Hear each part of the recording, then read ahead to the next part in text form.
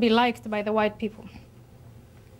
The confusion of race and religion went unnoticed. When I pointed it out, I was accused of imitating, again, the white, middle-aged male. He, this particular species, just was deeply racist and was thankful to attack Islam as an outlet for his frustrated feelings. I left Holland and Europe with the impression that in the 21st century, no misfortune is greater than being male, middle-aged, and white. Very soon, you might start a charity here in the US to rescue them.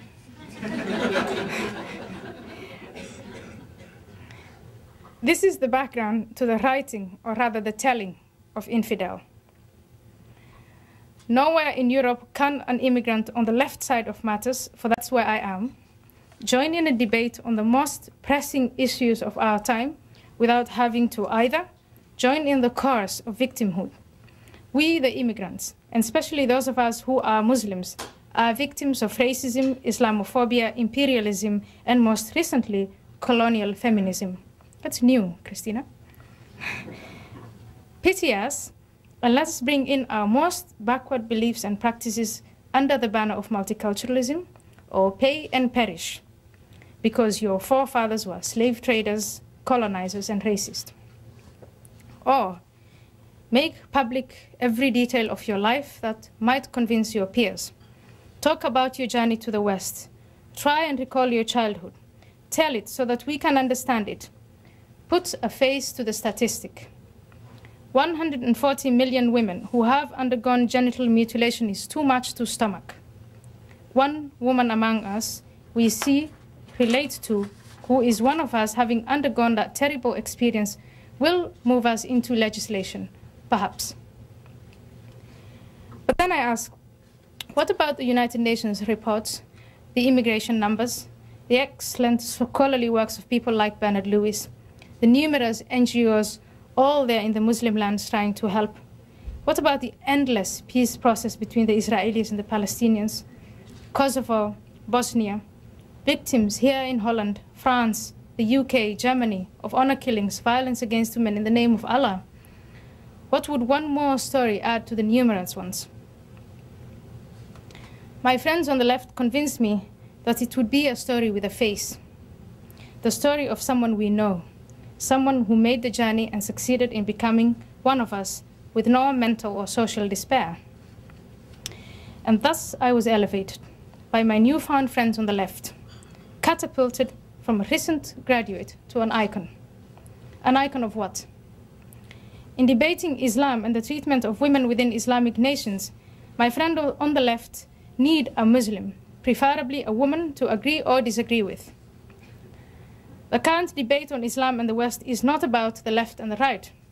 It's not about the conservatives and the progressives or liberals. It's a debate within those on the left. In Europe, at least, I serve the purpose of an icon, or perhaps a measure of some sort.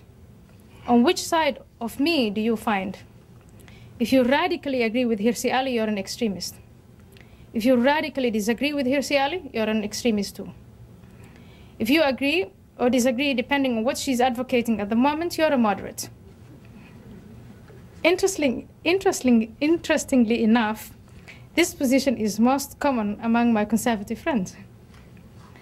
I often recall the evening on Islam and the West and who needs a Voltaire. What if I hadn't opened my mouth? What if I just defended the good things about Islam? In Infidel, you will read about my journey from a tribal Islamic life to my 14 years in Holland as a resident and a citizen. My journey of emancipation from the notion of hell, from the stifling social control of the family and the clan. My journey towards becoming an individual, and perhaps most interesting of all, my sexual self-emancipation. It's one story, and as life stories go, very subjective.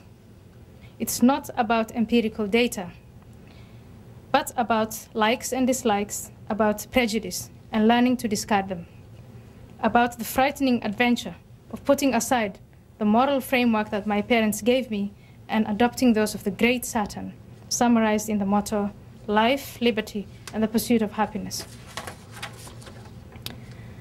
I am a happy individual now. I am happy that I can share in all this wealth of knowledge and progress. I'm happy here at the AEI. Chris Demuth doesn't ask to see my articles fast before they are published. But then that's probably because he's a conservative. I'm here for 6 months, and Americans don't ask me, where did you learn to speak English so fluently? But then perhaps that's because English is spoken in so many places. But I'm also sad. Sad that those humans who have inherited this social order, this civilization called the West, with its values of human rights, curiosity, rationality, trust, and integrity, might stand by and watch its decline. To go back to the conversation with my publisher, she had a point. The infidel seems to convince more than all the scholarly sweat of my mentors.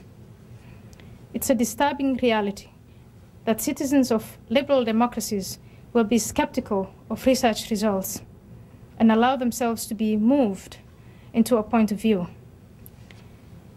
Westerners are good at self-reflection. If you ask me what you must wonder about the most, I will say, what happened to the temple of science and merit? Perhaps middle-aged white men, dead or alive, might have a point. Thank you.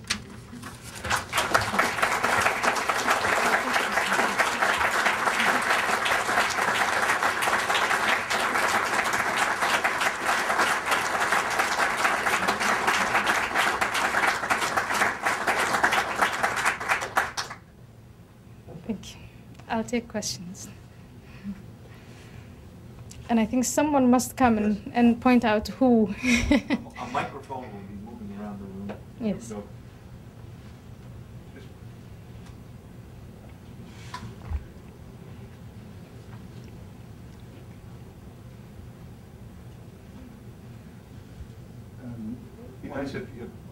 introduce yourself. Peter Range, editor, Blueprint Magazine at the Democratic Leadership Council.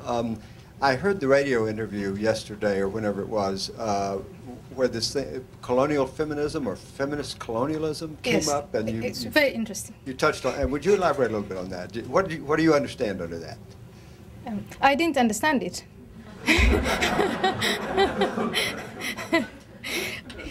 I understood feminism to be, at least in academic terms, I understood it to be for any individual, male or female, who aspires for equal opportunity before the law and equal legal rights between men and women. I don't understand what colonial feminism could possibly be. Maybe Christina Hobson will one day write on it. She's a great feminist here. Yeah. To be honest, I don't understand it. I just see it as another inaccessible, obscure word, compound word, to have us all move from what is wrong with discussing Islam and Islam as a body of ideas, as a philosophy. How does that relate to the teachings of the Enlightenment and to liberalism? And instead of talking about that, my position as a woman is much better here in the United States. I see it, I experience it, I live it every day, and there's enough empirical data. Instead of discussing that compared to living in a Muslim country, then people who have an interest in the status quo, I must say, would take us to such caravans as colonial feminism. I mean,